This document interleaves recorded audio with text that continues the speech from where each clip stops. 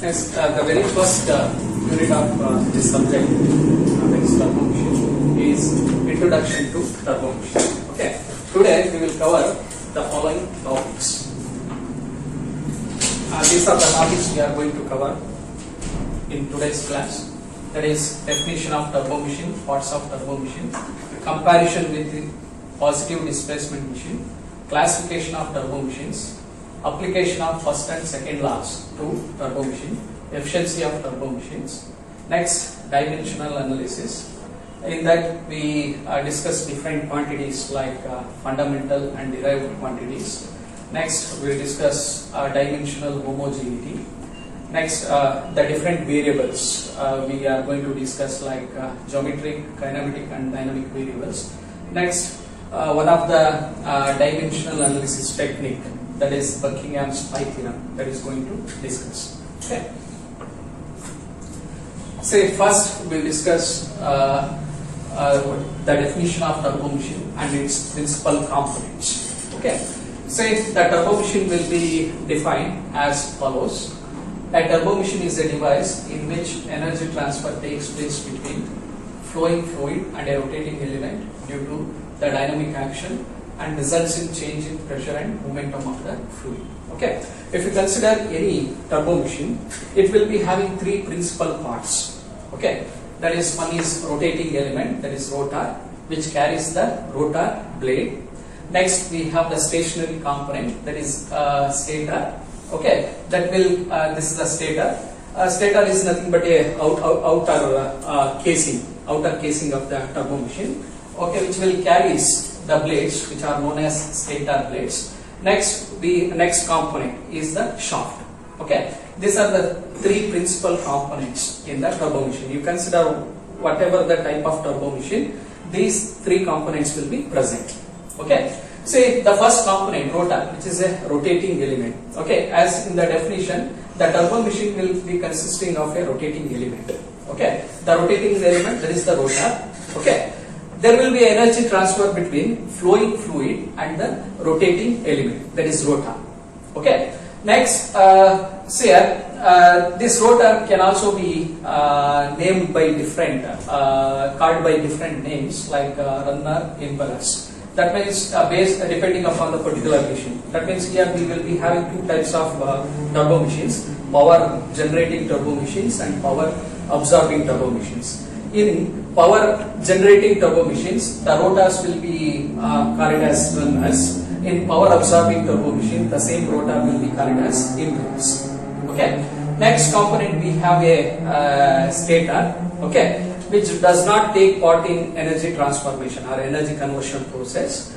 The main function of this stator is to guide the fluid over the moving blade or out of the machine. That means if it is a multi-stage turbo machine, whatever the stator we have, that will guides the fluid over the next stage moving blades, or if it is a single stage turbo machine, okay, these guide blades will guides the fluid flow to the out of the machine. Okay, this is the function of the stator. Next component, we have the shaft. Okay. See, based on whether it is a power absorbing turbo machine or power generating turbo machine, we name the shaft as a input shaft or output shaft. Okay. If it is a power generating turbo machine, okay, the power will be generated by the machine, that is turbo machine. Okay, whatever the power will be generated, that should be transmitted from the turbo machine to other devices. So the shaft will be named as output shaft. Okay, if it is a power absorbing turbo machine, then the power will be supplied to the turbo machine. Okay, that means the power will be supplied from outside device to the turbo machine. Okay, then the shaft will be named as input shaft. Okay, based on whether it is a power generating machine or power absorbing machine, the shaft will be named as output shaft or input shaft. Okay, these are the three principal components of turbo machine. Okay, understood? Next, say we will discuss classification of turbo machine. Okay, mainly the turbo machine falls under fluid machines. Okay, fluid machine is the device which will handles the fluid. Okay, fluid means either it may be gases or liquids. Okay, both gases and liquids combinedly called as a fluid. Okay, say the turbo machine falls under fluid machine. Fluid machines are classified into two divisions. One is turbo machines, another is positive displacement machine. But in this subject, we are mainly concentrating on turbo machines. Okay, here we will discuss mainly the classification of turbo machine. Okay, so here the turbo machines are classified into three types: power generating turbo machine, power absorbing turbo machine, power transmitting turbo machine. Okay, in power generating machines, the fluid energy will be converting into mechanical power. That is nothing but shaft power. The fluid energy will be converting into shaft power. The fluid energy means the energy possessed by the fluid. Okay, that energy stored in the fluid either in the form of pressure energy or thermal energy, kinetic energy, potential energy. Okay, these energies we call it as a fluid energy, and this energy will be stored in the fluid. Okay, this energy will be converted into shaft power. Okay, that is the function of power generating turbo machine. In power absorbing machine, the shaft power is converting into fluid energy. The shaft power is converting into fluid energy. Whatever the input shaft power will be there, that is converting into fluid energy. Either it will be increases the pressure, or increases the temperature, or increases the kinetic energy, that is velocity of the fluid, or the potential energy of the fluid. Okay, that is the fluid energy. Okay, next the power transmitting. In power transmitting turbo machine, okay, which won't convert one form of energy into another form. Okay, it simply transmit the power from one devices to another.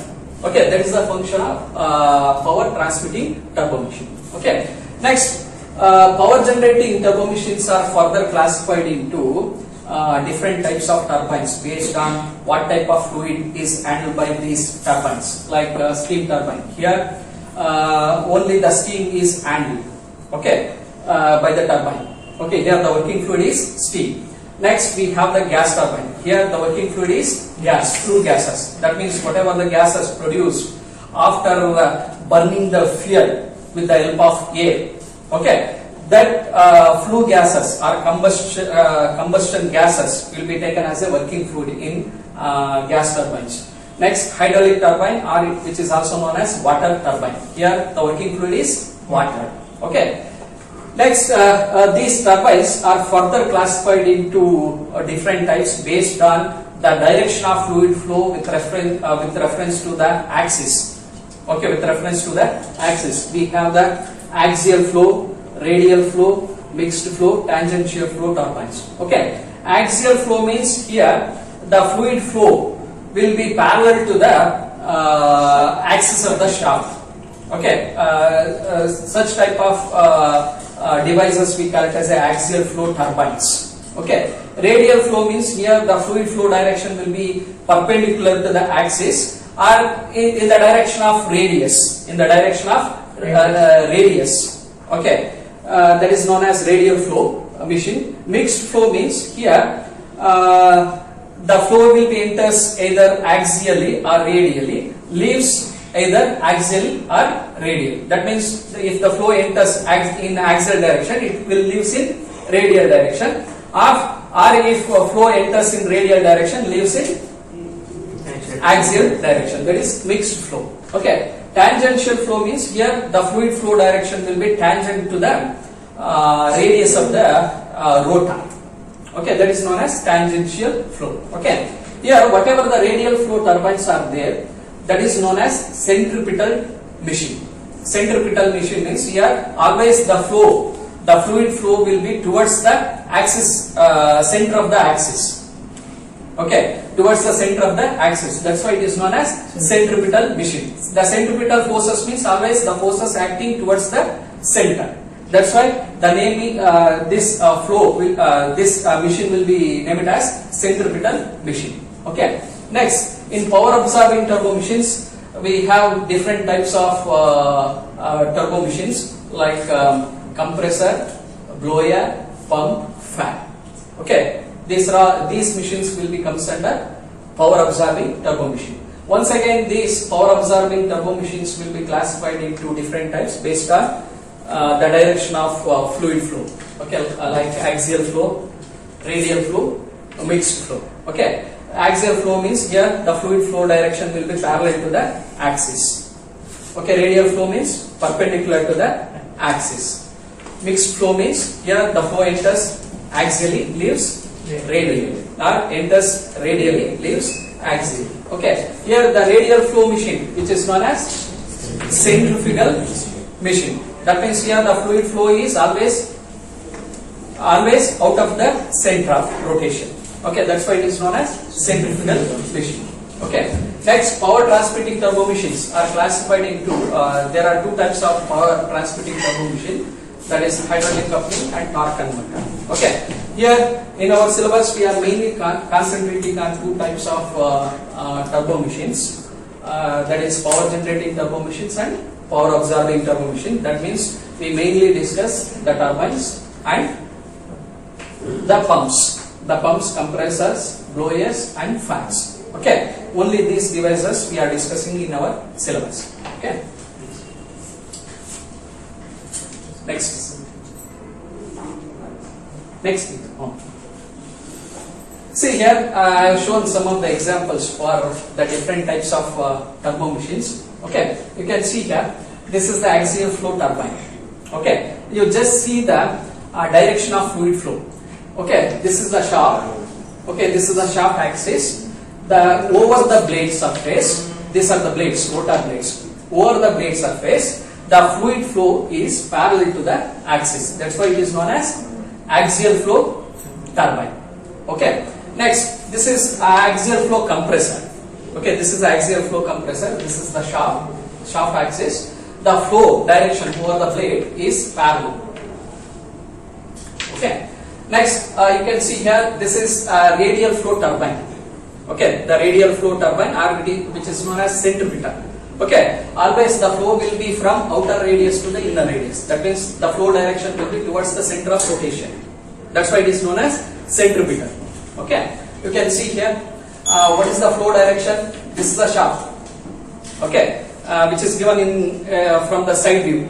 Okay, this is the shaft. Okay, always the flow will be perpendicular to the axis or along the direction of radius of the rotor. This is the rotor, along the radius of the rotor. That's why it is known as radial flow turbine. Okay, always the flow will be radially inwards. That's why it is known as centripetal machine. Okay, next here you can see here, this is the radial flow. Okay, see, these are the blade surface. How will be the flow? Over the blade surface here, which is perpendicular to the axis. See here, this is the shaft axis. The flow direction over the blade surface is perpendicular. That's why it is known as radial flow. You can see the mixed flow here. Okay, see over the blade surface. See, the flow enters parallel to the axis, axially, leaves radially. That is perpendicular to the axis. That's why it is known as mixed flow. Okay, next. This is an example for centrifugal pump or centrifugal compressor. Okay, you just see the flow direction here. Always the flow moves out of the center of rotation. Okay, that is from inner radius to the outer radius. That's why it is known as centrifugal machine. Okay, here the flow direction is out of the center of rotation. That's why it is known as centrifugal machine. Okay, that means you can see here, always in turbines, the flow will be towards the center. Okay, that means the flow enters at outer radius and it will collect at inner radius. Okay, in pumps or compressor, always the flow will be outside the center of rotation. That's why it is known as outward flow, radially outward. Okay, this is centrifugal machine. Okay, you can see here, this is one of the example for axial flow here. These are the blades. Okay, this is the shaft. Okay, over the blade surface, the flow is parallel to the axis. This is axial flow. Okay, this is tangential flow. Okay, so here this is the what we call belt and wheel or rotor. These are the blades, cup-like structure. Okay, these are the blades. Whatever the flow which is striking the blade, okay, which is tangent to the radius of the rotor. Okay, just see here, tangent. Okay, that's why it is known as tangential flow machine. Okay, like this way, based on the direction of fluid flow, we can classify the turbo machines into axial flow machine, radial flow machine, mixed flow machine, tangential flow machines. Understood?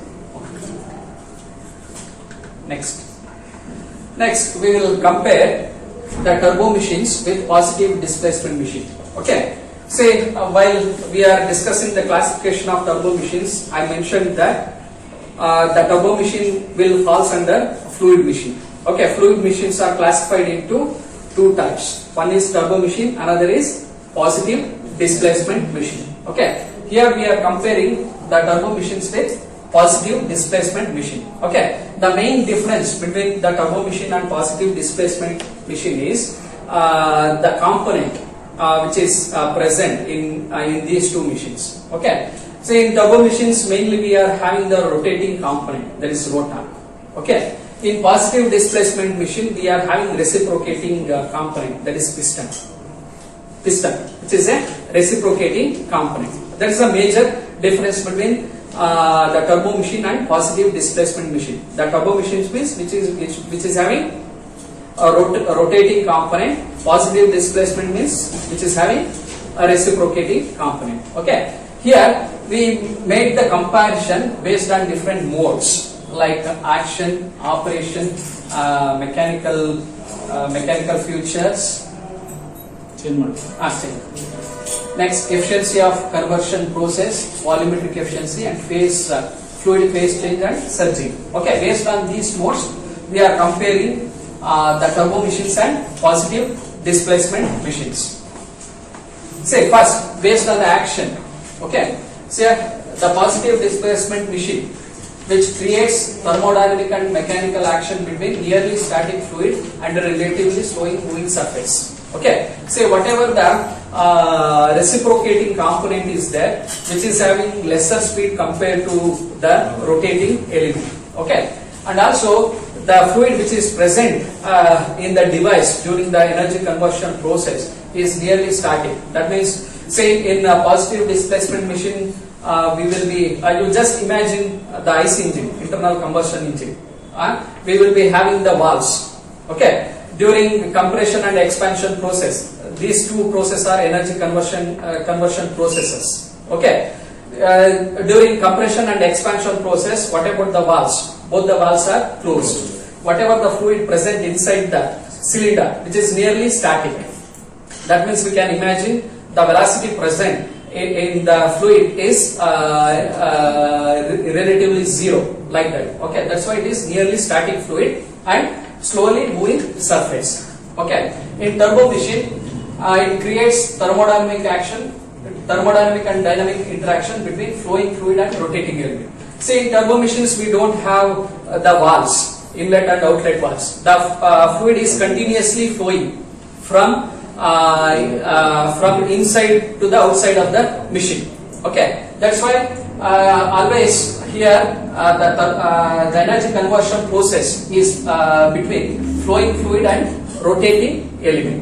Okay, next it involves that is positive displacement machine involves change in volume or a displacement of the fluid. That is during compression and expansion in the internal combustion engine. Okay, the volume of the fluid will be changes. That is during compression the volume decreases, during expansion the volume increases. That is mainly in a positive displacement machine the fluid will undergo the displacement or the change in volume.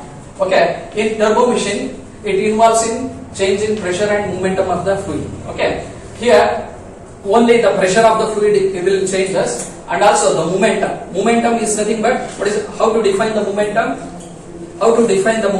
Mass into velocity. Here the velocity of the fluid will be changes. When the fluid strikes the blades of the rotor, its velocity will be reduces and also its direction will changes. Okay, that means the fluid will be undergone change in momentum. Okay, next there is a positive confinement of the fluid in the system in positive displacement machine. That means whatever the during compression and expansion process, the fluid is completely entrapped inside the machine. Okay, that entrapment we call it as a positive confinement of the fluid. But here there is no entrapment of the fluid inside the device. It is continuously flowing from in and out of the machine. Okay, so there is no positive confinement of the fluid here. Okay, next based on the operation, okay, we can compare. Say here a positive displacement machine which is having a reciprocating motion of the mechanical element and unsteady flow of fluid, because presence of the valves, the flow will not be a steady one. Okay, there will be a what we call the unsteady of flow. Okay, the flow will not be continuous. Okay, the flow may be cut off due to opening and closing of the valves. Okay, that is an unsteady flow. Okay, in turbo machine, due to the absence of valves, the flow will be continuous. That's why we will be having a steady flow, and the turbo machine is having a rotary motion of the mechanical elements. Okay. Next, whatever the entrapped fluid will be there, that state is different from the surrounding in positive displacement machine. That means either there may be a difference in pressure, temperature, because which is completely entrapped inside the device. Okay. But here the fluid state will be same as that of the surrounding. Okay. Next, based on the mechanical features, the positive displacement machine, which is having a reciprocating masses, so the vibration is more. Due to the high vibration, we can attain only the low speeds here. Okay, because compared to rotating masses, the reciprocating masses are less balanced, which will create the more vibrations. Understood? Okay. See, in turbo machines, we have the rotating masses which is completely balanced, so the vibrations are minimum, or we can say it is completely eliminated. Hence, we can achieve high speeds here. Okay. Next, because of higher vibrations here, heavy foundations are required. Okay. Light foundations are sufficient in case of turbo machines because of lesser vibrations. Okay. Next, mechanical design is complex because of valves. That is due to the presence of valves. The design, mechanical design is complex because to operate the valves we need separate mechanisms. Is it right? That's why. Okay, here the design is simple because the absence of valves. Next, weight per unit output is more. Because including all this valve mechanism and all, the weight of the device will be increases here, but here the weight per unit output is less. Okay. Next, based on efficiency of conversion process. See, whatever the energy conversion process is there, that efficiency is high in case of positive displacement machine, because here the energy conversion takes place between static.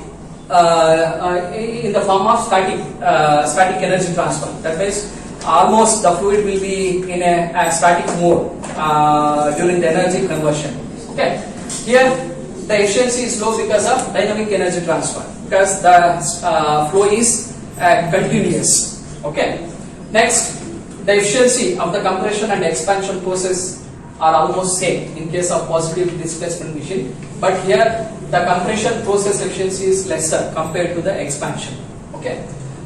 Next, based on volumetric efficiency, the volumetric efficiency is much below the turbo machine because of valves. Okay, because enough time is not provided for the fluid to fill the space provided in the device completely. Okay, because of the valves.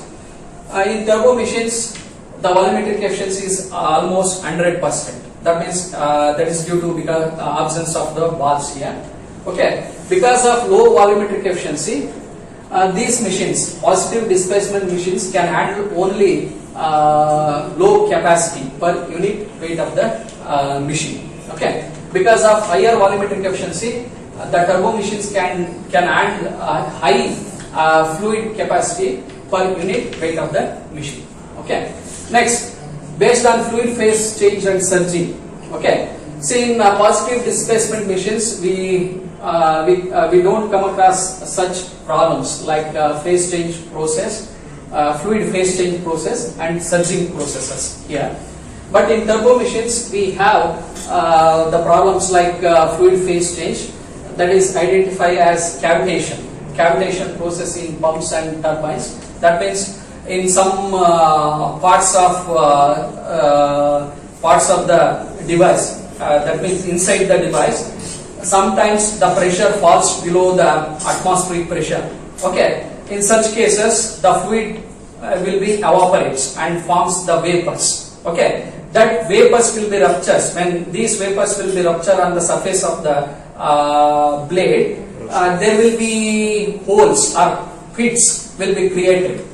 That means that is nothing but erosion of the material, blade material. Erosion of the blade material will take place. Okay, that process we call it as a cavitation.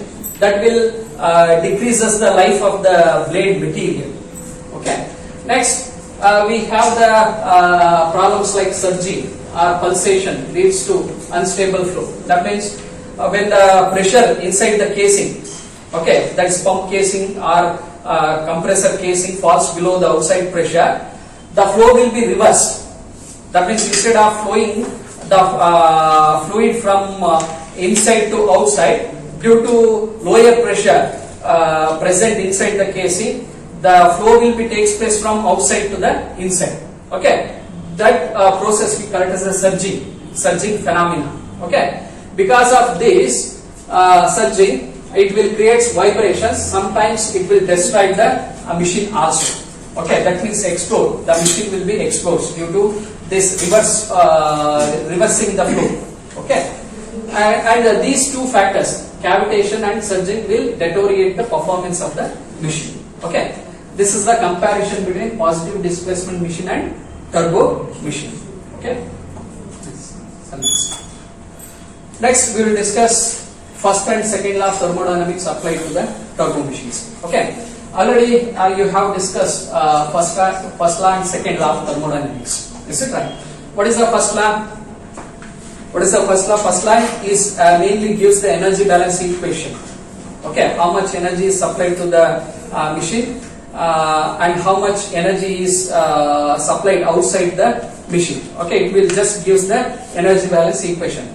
Okay, here whatever the turbo machine we will consider, that is a open system. That is a open system because the mass can continuously enter and leaves the system. That's why the turbo machines will be considered as a open system here. And also we can consider these turbo machines as a steady flow devices because the flow always a steady flow. Okay, the flow is always a steady. That's why we can consider this machine as a steady flow device. Okay, to make the analysis of first law thermodynamics to these turbo machines, here we have considered one input and one output for this machine. Okay, so for this we have written the steady flow energy equation. I think you may have seen this equation. Have you remembered this equation? Steady flow energy equation. Okay, this is a steady flow energy equation for a open system. Okay, see here, this is the enthalpy, kinetic energy, potential energy, heat transfer across the system. This is the work transfer across the system. This is for the inflow and this is for the outflow. Okay, so here we have considered only one inflow and only one outflow here. That's why only one components of static enthalpy, kinetic energy, potential energy is there for the inlet. Similarly for the outlet also. Okay, here the energy transferred into the system. That's why we have considered the heat transfer in the input side, and here the work output from the system. We have assumed that work output from the system. That's why the work is considered on the output side. Okay. Next, the same equation will be reduced per unit mass basis. Okay, divided by m dot throughout the equation. Okay. So, say here we have q dot divided by m dot in terms of unit that is heat transfer per unit mass flow. represented as small letter q. Similarly for this W also. Okay, this is work transfer per unit mass flow. Okay, that is specific workout. We call it as a specific work. Okay. Yes, see here Q and W are heat transfer and work transfer per unit mass flow across the boundary of the control valve respectively. Okay. Here, whatever this component is there, okay, that is H. We call it as a static enthalpy, kinetic energy, and potential energy. That can be termed as stagnation enthalpy. That means when the fluid is in a motion, the property of the fluid which is in motion measured by two ways. Okay, one is by static method, another is by stagnation method. Okay, in the static method, whatever the measuring instrument is there, that will be moving with the same speed of the fluid. That means the measuring instrument is at relatively rest with the flowing fluid. Okay. If you measure the properties by this method, those properties are known as static properties. Okay. In stagnation method, the measuring instrument will be held stationary. Okay. The fluid particles will come and strikes the measuring instruments, or it may come into contact with the measuring instrument surface. Okay. If you measure the properties by this method, when the measuring instruments held stationary, okay, such properties we identify as a stagnation properties. Okay, see here, always here only one stagnation property we have considered here, that is stagnation enthalpy. The stagnation enthalpy will be considered as summation of the static enthalpy. The static enthalpy means here the enthalpy measured by the static method. Okay, here the measuring instrument is moving along with the same speed of the flowing fluid. Understood? Okay, this is stagnation static enthalpy, this is kinetic energy, and this is potential energy. Here the stagnation enthalpy is summation of static enthalpy, kinetic energy, and potential energy. So here, instead of these three terms, we can represent it as H01, that is stagnation enthalpy at inlet. Okay, instead of these three terms, we can represent it as H02, stagnation enthalpy at outlet. So this equation can be written as, see here Q minus W is taken left side, Q minus W.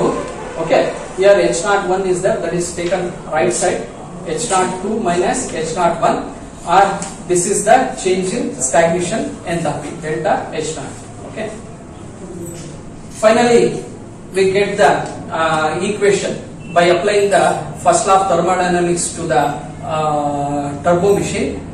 This is the equation we are going to get, that is delta H0 is equal to minus W. Okay. So this equation will be defined like this, that is energy transfer as work is numerically equal to change in stagnation enthalpy of the fluid between the inlet and outlet of the turbo machine. Okay, see how you can implement this equation to power generating and power absorbing machine. Okay, for power generating machine we have considered turbine as an example here. Okay, just see here, the turbine will produce us the work, that is work output is positive here, work output is positive here. Okay, in power generating work is positive. Okay, so if work has to be positive, the change in stagnation enthalpy should be negative here. Okay, so here we will be having W is equal to minus delta H0. Okay, what is the minus delta H0?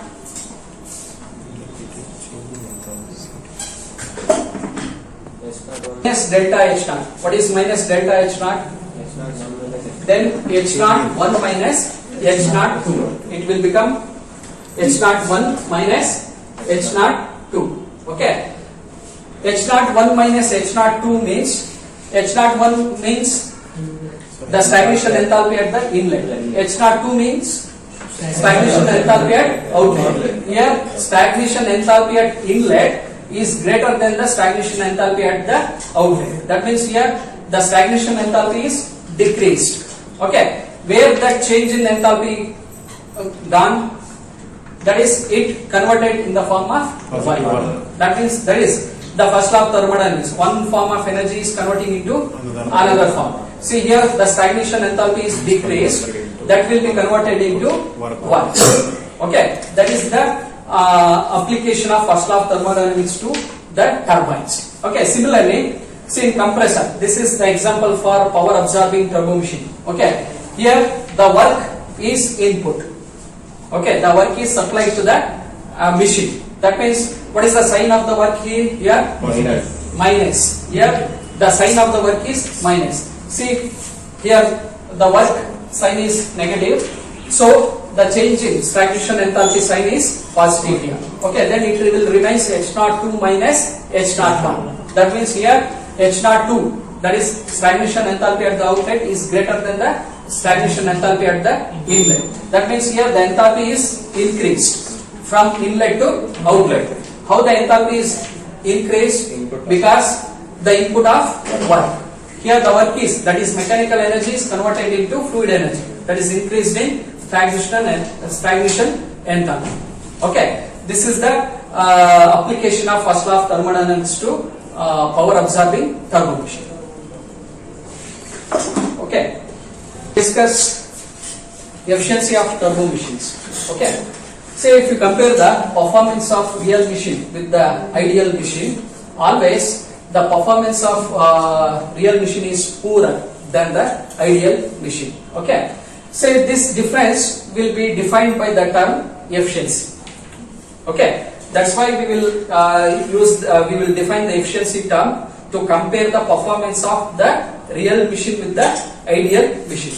Okay, see here, first we will define the efficiency term for power generating machine. Okay, see the efficiency will be defined as the actual shaft work output to the ideal work output. Yeah. Okay, the actual shaft work output means the power appears across the shaft. Okay, ideal work output is nothing but what is the ideal energy we supplied to the machine. Okay, see here, what is the ideal energy supplied to the machine means that is in terms of fluid energy for power generating turbo machine. Okay, see here, that is identified as hydrodynamic energy available from the fluid. Okay, that means here, see this is the rotor, this is the shaft. Okay, this is the casing, outer casing of the machine, let it be. Okay, the flow will be enters the machine and it leaves the machine here. Okay, whatever the fluid energy will be there, that is converting into work in case of power generating turbo machine. Okay, what is the amount of energy we supplied to the turbine here? That is power generating machine is the best example is turbine we are considering here. Okay, yes, what is the energy supplied to the turbine? That is in terms of fluid energy. Okay, that means the ideal work output is nothing but the fluid power. Fluid power or fluid energy we are supplying to the system. Okay, next the actual shaft work output, that is we will consider as a shaft power. Okay, so the efficiency of turbine, the overall efficiency of a turbine can be defined as the shaft power to the fluid power. Okay, shaft power to the fluid power. Okay, next. So here we come across some losses in the turbo machines. Okay, these losses will be classified into two types. That is mechanical losses like bearing friction, windage losses, and fluid rotor losses like unsteady flow, friction between blade and fluid, leakage losses across the blade. Okay, see.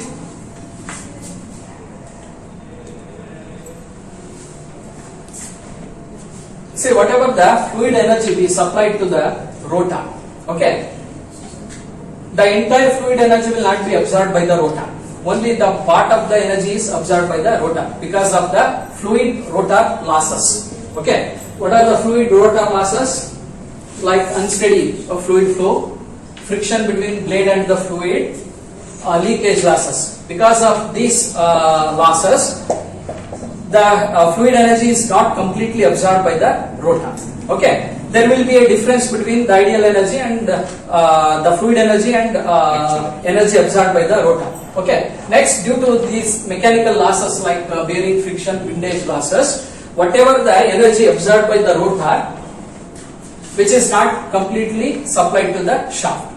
Okay, there is a power difference between the shaft and the rotor. Okay, see, that can be by considering these losses, the power generating turbo machine, efficiency of power generating turbo machine will be split into like this. Okay, this is mechanical energy supplied by the rotor, that is rotor power. Okay, this is fluid power. Okay, into shaft power into rotor power. Okay, say this whatever this rotor power divided by fluid power is there, that will be considered as adiabatic efficiency, and this shaft power and the rotor power. Okay, the ratio of shaft power to the rotor power, this is identified as mechanical efficiency. Understood? What is adiabatic efficiency of a power generating turbo machine? That is turbine. Adiabatic efficiency of a turbine, which is the ratio of rotor power to the fluid power. Okay, what is the mechanical efficiency of a turbine? Which is the ratio of shaft power to the rotor power. Okay, these are the efficiency equation for power generating turbo machine. Next, similarly for power absorbing machine. Okay, power absorbing machines means either it may be pump, fans, compressors or blowers. Okay, see here we supply the work to these machines. Okay, the mechanical energy is converting into fluid energy. Is it right? That's why here for power absorbing machine, the efficiency equation will be like this: the ideal work input divided by actual shaft work input. See, the actual shaft work input means what is the power we supply to the shaft. The ideal work input means that is the energy supplied to the fluid. Okay, what is the energy supplied to the fluid? Okay, so once again, here the ideal work input is nothing but fluid power. The fluid power which is increased. Okay, next, this is the shaft power. Okay, this is the overall efficiency of a power absorbing machine. Either it may be pump, blower, fans, compressor. Okay, which is defined as fluid power to the shaft power. Okay, once again here also we have the losses like same whatever the losses we discussed in the last slide, same losses will be there here also, mechanical losses and fluid rotor losses. Okay, because of the mechanical losses, whatever the shaft power supplied at the shaft, which is not completely transferred to the rotor because of the mechanical losses. Okay, due to this fluid rotor losses, whatever the power absorbed by the rotor, which is not completely supplied at the shaft. Okay, so we have the difference. That's why this overall efficiency we can be split into like this. Okay, this is fluid power divided by rotor power into rotor power divided by shaft power. Okay, that is nothing but adiabatic efficiency and mechanical efficiency. Okay, here the adiabatic efficiency is nothing but the ratio of fluid power to the rotor power. Mechanical efficiency is nothing but the ratio of rotor power to the shaft power. Okay, these are the definitions of the adiabatic efficiency and mechanical efficiency of a power absorbing turbo machine. Okay.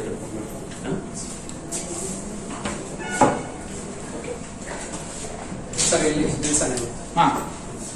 You can say end the class. Okay, thank you. We will continue in the next class.